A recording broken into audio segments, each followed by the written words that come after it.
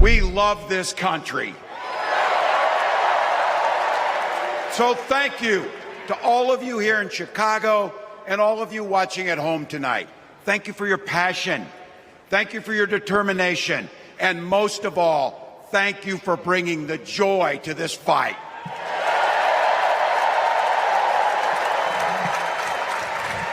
Coach Walz. Even though, what was the Trump tweet? The Trump tweet that he's not actually a coach, he's an assistant coach. Oh, no. Oh, the meltdown is so funny. There are so many stupid attempted attacks at Tim Walz because I feel like I had heard of him before he was given the nomination, before he was nominated for VP pick. But when I heard about him, I heard about it through like the breakfast clubs, like Minnesota breakfast clubs for kids, the free breakfast and lunch. And I'd also heard just that he was generally like a really popular progressive candidate for VP, but he probably wasn't going to get it because Kamala needed someone more in the middle, like in the center, like Shapiro, to appease the like moderate Republicans who were considering moving away from Trump. But it just seems like the perfect decision to pick Tim Walz because attacking him for being progressive doesn't work. I don't think it can't work because he's a family man who he named one of his kids Hope because they tried so hard through fucking IVF or whatever to have their family, like their nuclear family of a husband, a wife, and a brother, like a son and a daughter, right? And the fact that he was assistant coach. And that he was National Guard for like 25 years or whatever. And that he's a Midwestern dude from a really small town. And that he's just insanely likable. Like he's so likable. He's like the main character of a 90s sitcom, you know? He's like Home Improvement or some shit, you know? So I can totally see how it works. To the point now that first of all, they tried to attack his son for crying and saying, that's my dad. And half the conservatives who were not making fun of him had to call out the other half for being like, wait, you know how we talk about family values and how awesome that is? And now we're all laughing at a son crying because he's proud of his dad. Like, what the fuck is wrong with you? You fucking idiots. Like, so that's good. It's good that this kid has accidentally, or maybe intentionally, oh, what if it was intentional? That's genius. Sparked a conservative civil war for a few days. It's ironic that, again, this is their hero, by the way. It's fine when he does it. Like, oh, God. And now they're trying to say that he is abusing his kid because he yanked on his arm a little bit. With this, look at this schizo posting. Look at it. Look at that aggro. Bro. You should see what happens when he fist bumps him. And the fact that he says things like, because he's a National Guard guy, he's like talking about how he's got a better shot than most of the Republicans and he can prove it with certificates and shit. Oh, God. Yeah, he's kind of unassailable. I don't know. It's great. The fact that they tried to say that he fucked up the response to BLM, to the riots in Minneapolis, even though Trump praised his approach at the time and said that he came down on them like a ton of bricks. I don't know. It's good choice. Good candidate. Good candidate. Now, I grew up in Butte, Nebraska, but a town of 400 people.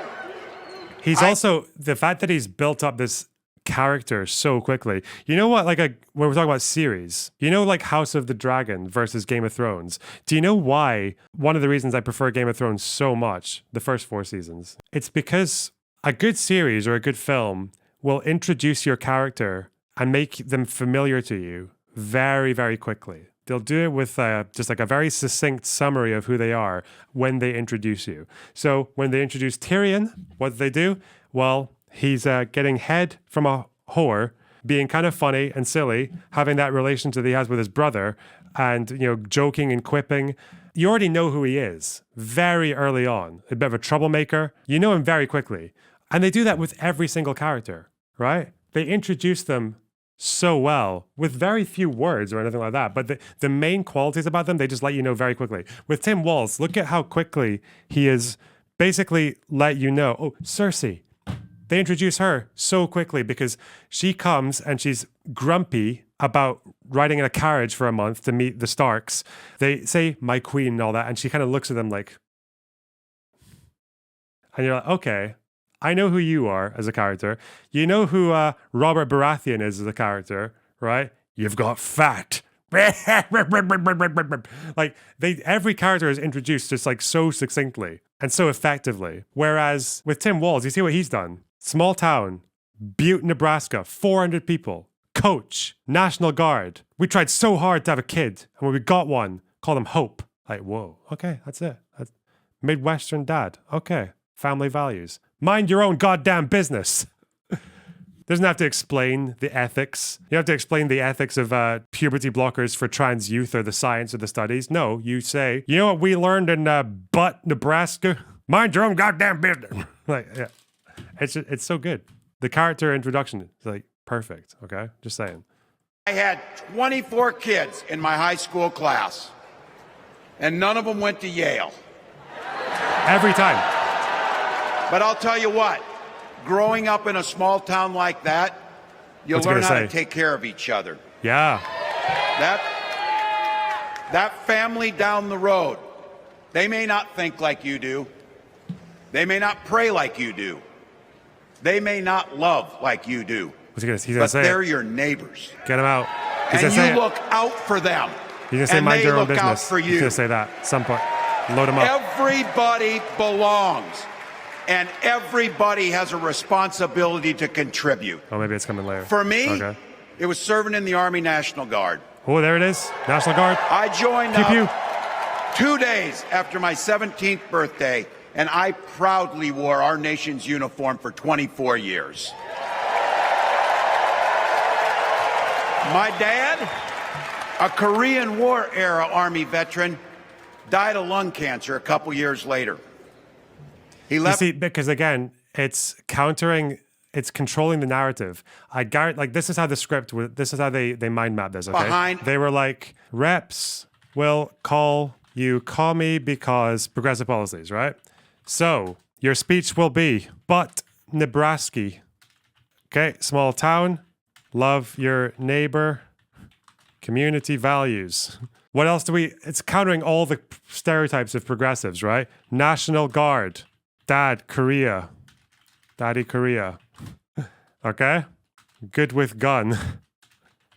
And for the abortion thing, right to choose, and for, leave government out of discussions that would happen between a trans child, their parent, and their doctor, mind your own goddamn business, right? That was the plan. And it works so well because it controls the narrative. At the same time, it neutralizes and counters the accusations, right? That they're going to call him a communist and shit. And it also introduces him as a character. It does both. Oh, it's genius. I'm so interested in like branding because of this campaign. A mountain of medical debt. Thank God for Social Security survivor benefits. And thank God for the GI Bill that allowed my dad and me to go to college, and millions of other Americans. Is this JD Vance? I'm JD Vance. I'm running for vice president. Good to see you. Okay. She doesn't? Okay. Yep. She doesn't give a fuck, bro. Just a random assortment of stuff here. How long have you worked here? I've been here since the beginning of July Okay. for this year. Okay, good. How about you, sir? Almost 2 years. Okay, good. How long is it? Everything. Just everything, yeah. I mean, a lot of glazed here, some sprinkle stuff. Okay, I'm sorry, I can't watch that. Okay, let's go back to Mr. Timmy. Let's go back to Eventually, Sergeant Tim. Governor. like the rest of my family, I fell in love with teaching. Three out of 4 of us married teachers.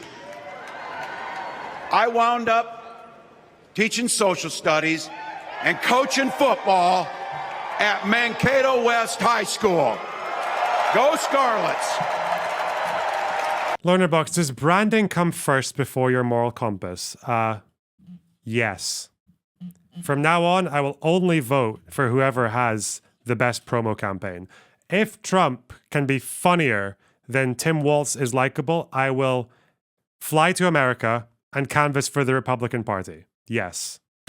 Why would you ask me such a stupid fucking question? Oh, God. But it was those players and my students who inspired me to run for Congress.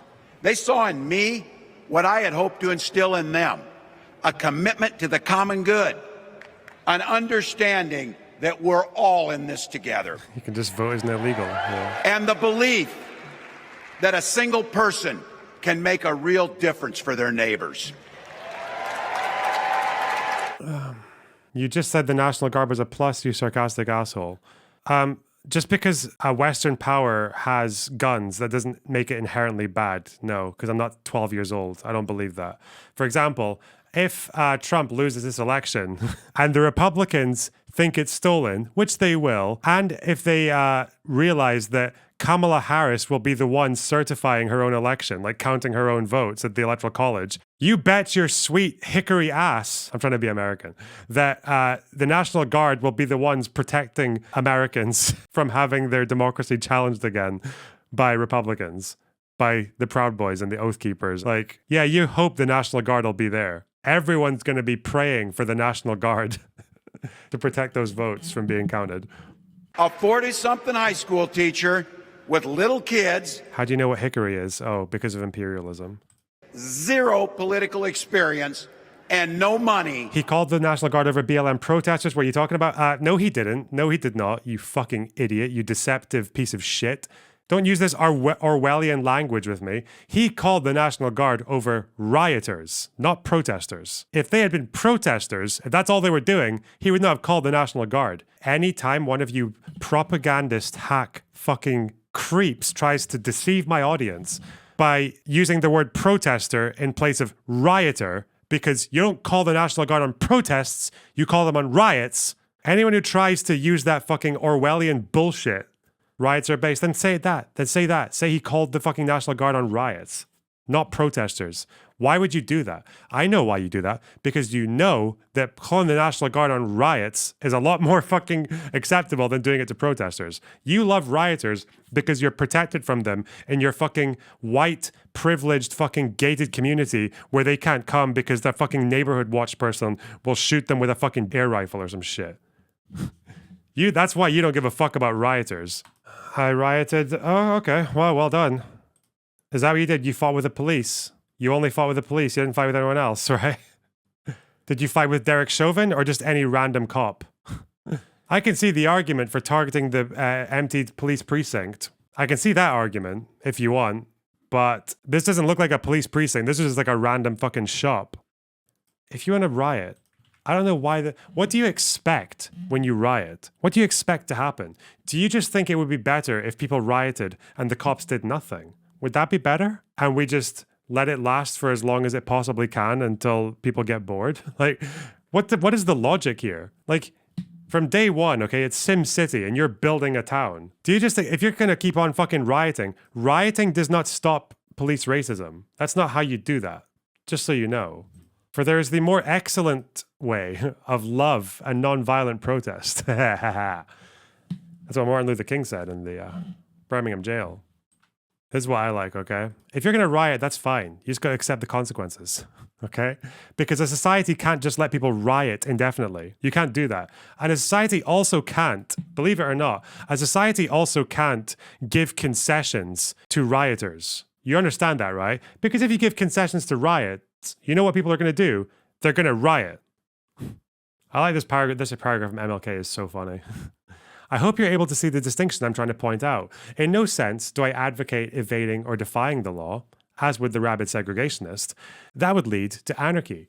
One who breaks an unjust law must do so openly, lovingly, and with a willingness to accept the penalty. I submit that an individual who breaks the law that conscience tells him is unjust, and who willingly accepts the penalty of imprisonment in order to arouse the conscience of the community over its injustice, is in reality expressing the highest respect of the law. Damn. Thank God we have a society that actually just applies its laws equally, I think, or tries its best to. Thank God that the same rioting, like the anti-riot crackdown that happened in 2011 in the UK was also still there. And that precedent was set for when right-wingers came and rioted because they were unhappy with the immigration system. And we do have problems with the immigration system. It's not like there's zero problems with the immigration system. But thank God when people started rioting about it, we just, clamped the fuck down on them and had the precedent to do so. It wasn't a two-tier police system. It was a fair approach to rioting because rioting is dog shit. You live in a fucking democracy, okay? This isn't like Tunisia, okay? It's like rioting is not the last fucking resort. You have other means of recourse that are not rioting, that are more effective than rioting. You have ways of getting people in Congress or people at a state level or a local level. There's so much power up for grabs at the local level. You know what happens though? Is it's all fucking stolen and utilized by crazy fucking conservative soccer mums. They're the ones. Tunisia is a democracy. Didn't the Arab Spring start in Tunisia? I'm talking about the Arab Spring, you idiot. Okay, fuck. Local power is there. It's just all utilized by old people and crazy mums, like conservative NIMBY mums.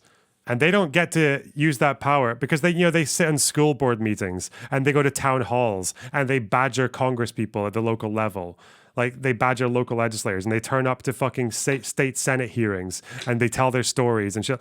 And they do things. They achieve things because they're smart enough not to riot, for one. Yeah. You got your democracy in Tunisia by rioting. Yeah, because rioting there's a place and time for rioting. That's why I say when you've got a democracy, when you have other means of recourse, and rioting is fucking stupid. That's why I said you don't live in Tunisia, 2011. You don't live in Libya. You don't live under fucking authoritarian rule in the United States. Like, fuck off. That's the entire point I was making. God. Take Donald Trump and JD Vance. Their Project 2025 will make things much, much harder for people who are just trying to live their lives. They spent a lot of time pretending they know nothing about this. But look, I coached high school football long enough to know, and trust me on this, when somebody takes the time to draw up a playbook, they're going to use it.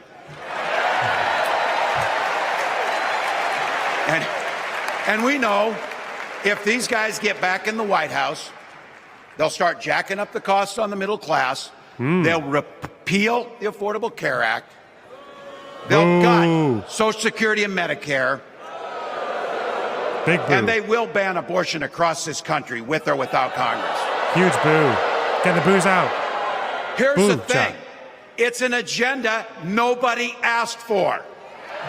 It's an agenda that serves nobody except the richest and the most extreme amongst us. And it's an agenda that does nothing for our neighbors in need. Is it weird? Absolutely. Absolutely. But it's also wrong. Oh no, another weird. He's hitting him with another weird. Oh shit. Catchphrases? That's a really good thing. That's like for wrestlers, right? Like wrestlers always solidify their characters by using like catchphrases.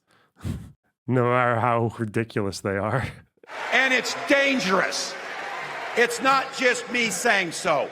It's Trump's own people. They were with him for 4 years. They're warning us that the next 4 years will be much, much worse. Waltzmania. You know, when I was teaching every year, we'd elect a student body president. And you know what? Those teenagers could teach Donald Trump a hell of a lot about what a leader is. Leaders don't spend all day insulting people and blaming others. Leaders do the work. So I don't know about you. I'm ready to turn the page on these. For black politics, it might as well be dictatorship. No real progress since the 60s has happened politically. Rioting is the voice of the unheard.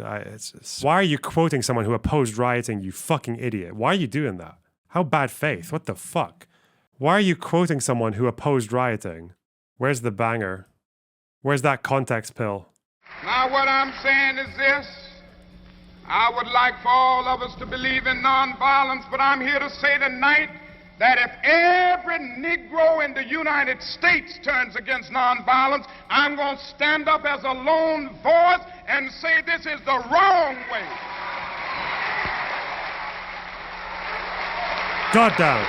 I will never change in my basic idea that nonviolence is the most potent weapon available to the Negro in his struggle for freedom and justice.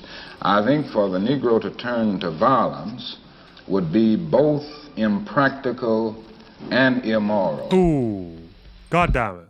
You don't miss. These guys. So go ahead. Say it with me. We're not going back. We're not going back.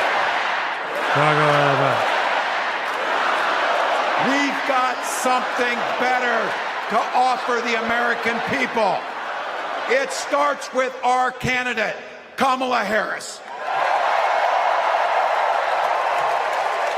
From her first day as a prosecutor, as a district attorney, as an attorney general, as a United States senator, and then our vice president, she's fought on the side of the American people.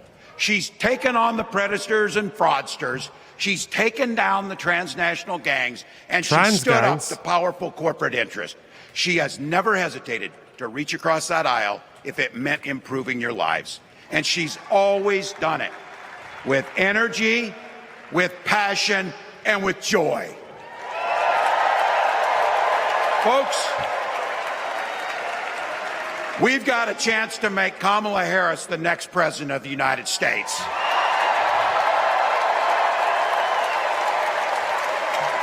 But I think we owe it to the American people to tell them exactly what she'd do as president before we ask them for their votes.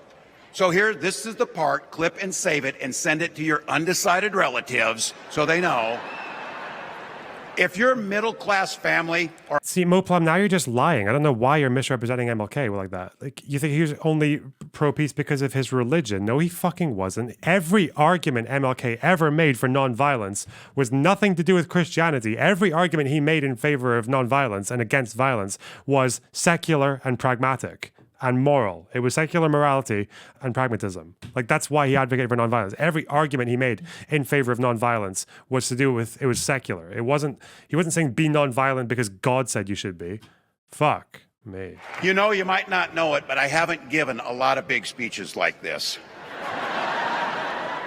But I have given a lot of pep talks. Hey. So let me finish with this, team. It's the fourth quarter. We're down a field goal, but we're on offense and we've got the ball. Oh, yeah. We're driving Sports down the references. field. Let's go. And boy, Football. do we have the right Meredith team. football. Kamala 42, Harris 42, is tough. 42, 42, Kamala Harris 42, is experienced. 42. And Kamala Harris is ready.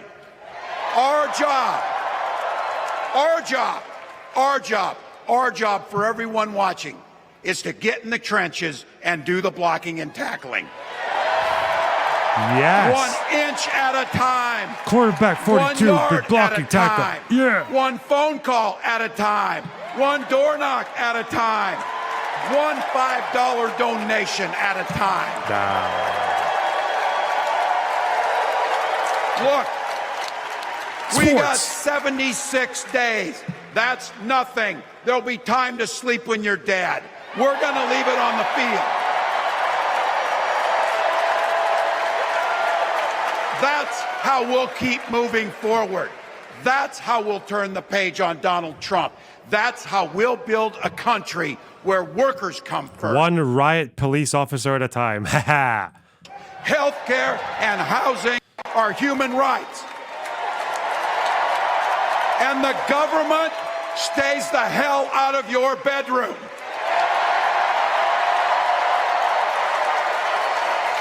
That's how we make America a place where no child is left hungry, where no community is left behind, where nobody gets told they don't belong.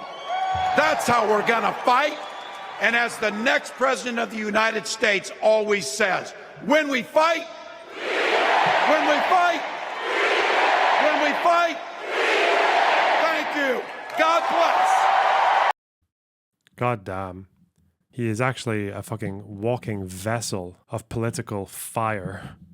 What a dude.